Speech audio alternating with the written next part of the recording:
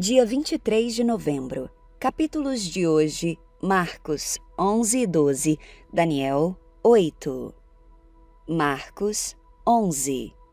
Quando já se aproximavam de Jerusalém, Jesus e seus discípulos chegaram às cidades de Betfagé e Betânia, no Monte das Oliveiras. Jesus enviou na frente 2 discípulos. «Vão àquele povoado adiante», disse ele. «Assim que entrarem, verão amarrado ali um jumentinho, no qual ninguém jamais montou. Desamarrem-no e tragam-no para cá. Se alguém lhes perguntar o que estão fazendo, digam apenas: o Senhor precisa dele e o devolverá em breve».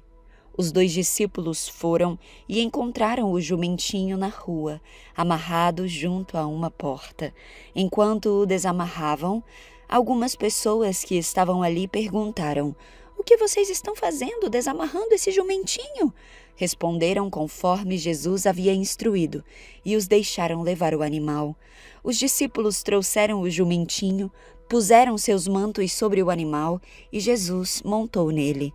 Muitos da multidão espalharam seus mantos ao longo do caminho diante de Jesus, e outros espalharam ramos que haviam cortado nos campos.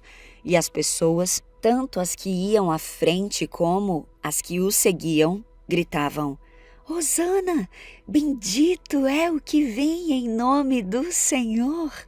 Bendito é o reino que vem, o reino de nosso antepassado Davi! Hosana no mais alto céu!» Jesus entrou em Jerusalém e foi ao templo. Depois de olhar tudo ao redor atentamente, voltou a Betânia com os 12, porque já era tarde. Na manhã seguinte, quando saíam de Betânia, Jesus teve fome. Viu que a certa distância havia uma figueira cheia de folhas e foi ver se encontraria figos. No entanto, só havia folhas, pois ainda não era tempo de dar frutos. Então Jesus disse à árvore: «Nunca mais comam do seu fruto». E os discípulos ouviram o que ele disse. Quando voltaram a Jerusalém, Jesus entrou no templo e começou a expulsar os que compravam e vendiam animais para os sacrifícios. Derrubou as mesas dos cambistas e as cadeiras dos que vendiam pombas. Impediu todos de usarem o templo como mercado e os ensinava dizendo: «As Escrituras declaram: meu templo será chamado casa de oração para todas as nações, mas vocês o transformaram num esconderijo de ladrões». Quando os principais sacerdotes e mestres da lei souberam o que Jesus tinha feito, começaram a tramar um modo de matá-lo. Contudo, tinham medo dele, pois o povo estava muito admirado com o seu ensino. Ao entardecer, Jesus e seus discípulos saíram da cidade. Na manhã seguinte, quando os discípulos passaram pela figueira que Jesus tinha amaldiçoado, notaram que ela estava seca desde a raiz. Pedro se lembrou do que Jesus tinha dito à árvore e exclamou: «Veja, Rabi, a figueira que o Senhor amaldiçoou secou». Então Jesus disse aos discípulos: «Tenham fé em Deus, e eu lhes digo a verdade. Vocês poderão dizer a este monte: levante-se e atire-se no mar, e isso acontecerá.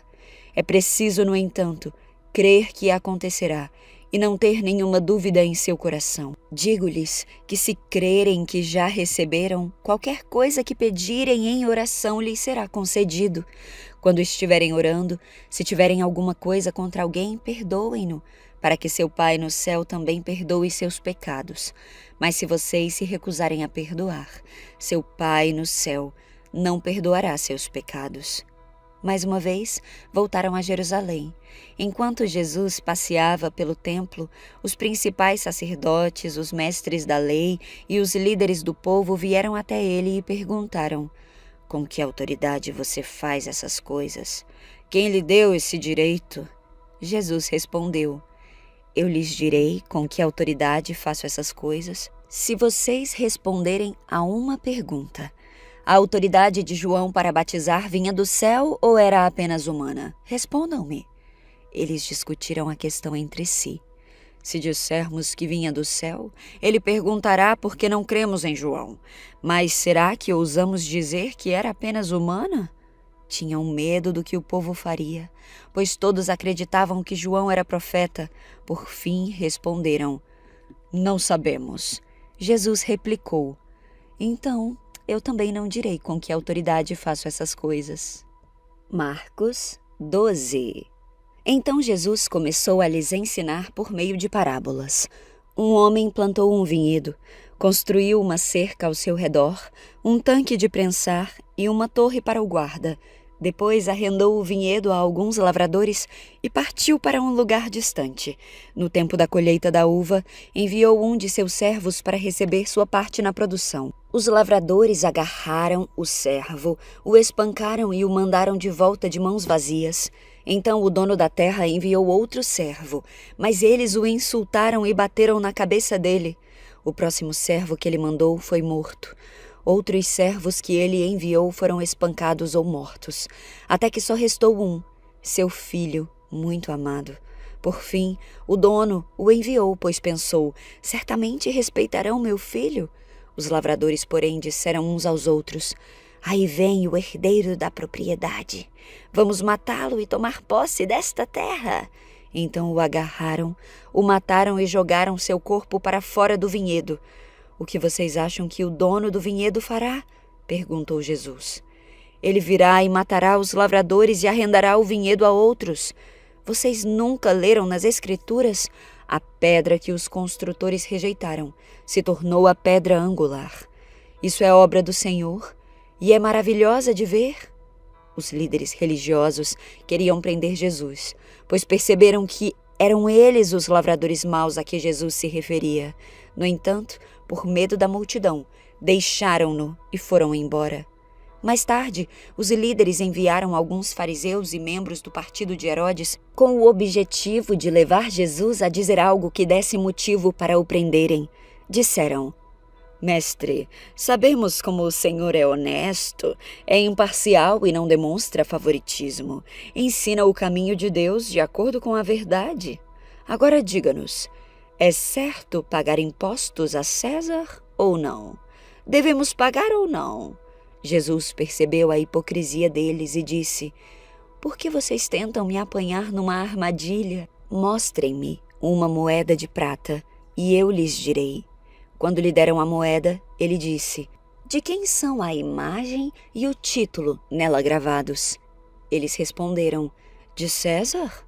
Então Jesus disse, deem a César o que pertence a César, e deem a Deus o que pertence a Deus. Sua resposta os deixou muito admirados. Depois vieram a Jesus alguns saduceus, líderes religiosos que afirmam não haver ressurreição dos mortos, e perguntaram, Mestre, Moisés nos deu uma lei segundo a qual, se um homem morrer sem deixar filhos, o irmão dele deve se casar com a viúva e ter um filho que dará continuidade ao nome do irmão. Numa família havia 7 irmãos. O mais velho se casou e morreu sem deixar filhos. O segundo irmão se casou com a viúva, mas também morreu sem deixar filhos. Então o terceiro se casou com ela. O mesmo aconteceu até o 7º irmão e nenhum deixou filhos. Por fim, a mulher também morreu. Diga-nos, de quem ela será esposa na ressurreição? Afinal, os 7 se casaram com ela. Jesus respondeu, o erro de vocês está em não conhecerem as Escrituras e nem o poder de Deus. Pois quando os mortos ressuscitarem, não se casarão, nem se darão em casamento. Nesse sentido, serão como os anjos do céu. Agora, quanto a haver ressurreição dos mortos, vocês não leram a esse respeito nos escritos de Moisés, no relato sobre o arbusto em chamas? Deus disse a Moisés, eu sou o Deus de Abraão, o Deus de Isaque e o Deus de Jacó. Portanto, Ele é Deus dos vivos e não dos mortos. Vocês estão completamente enganados. Um dos mestres da lei estava ali, ouvindo a discussão. Ao perceber que Jesus tinha respondido bem, perguntou, de todos os mandamentos, qual é o mais importante? Jesus respondeu, o mandamento mais importante é este. Ouça, ó Israel, o Senhor nosso Deus é o único Senhor. Ame o Senhor seu Deus de todo o seu coração, de toda a sua alma, de toda a sua mente e de todas as suas forças. O segundo é igualmente importante. Ame o seu próximo como a si mesmo. Nenhum outro mandamento é maior que esses. O mestre da lei respondeu: Muito bem, mestre. O Senhor falou a verdade ao dizer que só há um Deus e nenhum outro. Eu sei que é importante amá-lo de todo o meu coração, de todo o meu entendimento e de todas as minhas forças, e amar o meu próximo como a mim mesmo. É mais importante que oferecer todos os holocaustos e sacrifícios exigidos pela lei. Ao perceber quanto o homem compreendia, Jesus disse: Você não está longe do reino de Deus. Depois disso, ninguém se atreveu a lhe fazer mais perguntas. Mais tarde, enquanto ensinava o povo no templo, Jesus fez a seguinte pergunta: Por que os mestres da lei afirmam que o Cristo, o Messias, é filho de Davi? O próprio Davi, falando por meio do Espírito Santo, disse: O Senhor disse ao meu Senhor: Sente-se no lugar de honra à minha direita, até que eu humilhe seus inimigos debaixo dos seus pés. Uma vez que Davi chamou o Messias de meu Senhor, como ele pode ser filho de Davi? E a multidão o ouvia com prazer. Jesus também ensinou: Cuidado com os mestres da lei.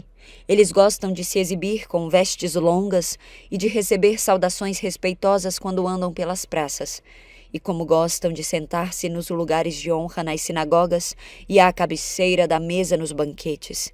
No entanto, tomam posse dos bens das viúvas de maneira desonesta e depois, para dar a impressão de piedade, fazem longas orações em público. Por causa disso, serão duramente castigados. Jesus sentou-se perto da caixa de ofertas do templo e ficou observando o povo colocar o dinheiro. Muitos ricos contribuíam com grandes quantias. Então veio uma viúva pobre e colocou 2 moedas pequenas. Jesus chamou seus discípulos e disse: Eu lhes digo a verdade. Essa viúva depositou na caixa de ofertas mais que todos os outros. Eles deram uma parte do que lhes sobrava, mas ela, em sua pobreza, deu tudo o que tinha. Daniel 8. Durante o 3º ano do reinado de Belsazar, eu, Daniel, tive outra visão, depois da primeira. Nessa visão, eu estava na fortaleza de Suzã, na província de Elão, em pé junto ao rio Ulai. Quando levantei os olhos, vi um carneiro com 2 chifres compridos, em pé junto ao rio. Um dos chifres era mais comprido que o outro, embora tivesse crescido depois do outro. O carneiro dava chifradas em tudo em seu caminho, para o oeste, para o norte e para o sul, e ninguém conseguia detê-lo nem ajudar suas vítimas. Ele fazia o que queria e se tornou muito poderoso.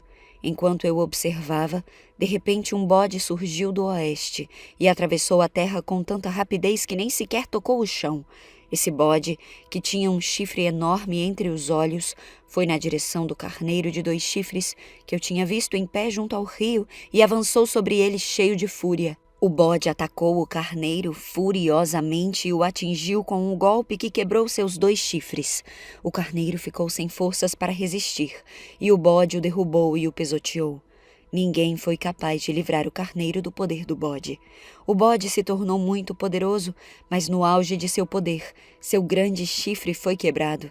No lugar dele, nasceram 4 chifres proeminentes que apontavam para as 4 direções da terra. Então, de um dos chifres proeminentes surgiu um pequeno chifre, cujo poder se tornou muito grande. Estendeu-se para o sul e para o leste em direção à terra gloriosa. Seu poder chegou aos céus, onde atacou o exército celestial, lançou à terra alguns do exército e algumas das estrelas e os pisoteou. Chegou a desafiar o comandante do exército celestial e ao suspender os sacrifícios diários oferecidos a ele e destruir seu templo. Ao exército celestial não foi permitido reagir a essa rebelião. Portanto, o sacrifício diário foi interrompido e a verdade derrotada. O chifre teve êxito em tudo que fez. Então ouvi 2 seres santos conversando entre si. Um deles perguntou: Quanto tempo durarão os acontecimentos dessa visão? Até quando a rebelião que causa profanação impedirá os sacrifícios diários? Até quando o templo e o exército celestial serão pisoteados? O outro respondeu: Levará 2.300 tardes e manhãs. Então o templo será restaurado. Enquanto eu, Daniel, tentava entender o significado dessa visão, alguém que parecia um homem parou diante de mim, e ouvi uma voz humana, vinda do rio Ulai, gritar: Gabriel, explique a este homem o significado da visão. Quando Gabriel se aproximou de onde eu estava, fiquei tão aterrorizado que me prostrei com o rosto no chão e ele disse: Filho do homem, você precisa entender que os acontecimentos da visão se referem ao tempo do fim. Enquanto ele falava, desmaiei e caí com o rosto no chão. Gabriel me despertou com um toque e me ajudou a ficar em pé. Então ele disse: Estou aqui para lhe contar o que acontecerá depois, no tempo da ira, pois aquilo que você viu se refere ao fim dos tempos. O carneiro com 2 chifres representa os reis da Média e da Pérsia. O bode peludo representa o rei da Grécia, e o grande chifre entre os olhos dele representa o primeiro rei do Império Grego. Os 4 chifres proeminentes que apareceram no lugar do chifre grande mostram que o Império Grego se dividirá em 4 reinos, mas nenhum deles será tão grande quanto o primeiro. No final de seu reinado, quando o pecado estiver no auge, subirá ao poder um rei feroz, mestre de intrigas. Ele se tornará muito forte, mas não por seu próprio poder. Causará terrível destruição e terá êxito em tudo que fizer. Destruirá líderes poderosos e devastará o povo santo. Será um mestre do engano e se tornará arrogante. Destruirá muitos sem aviso. Chegará a enfrentar na batalha o príncipe dos príncipes, mas será quebrado, embora não por força humana. Essa visão das 2.300 tardes e manhãs é verdadeira. Guarde, porém, a visão em segredo, pois esses acontecimentos só ocorrerão depois de muito tempo. Então eu, Daniel, fiquei abatido e doente por vários dias. Depois levantei-me e voltei a tratar dos negócios do rei, mas a visão me deixou muito perturbado e não consegui entendê-la.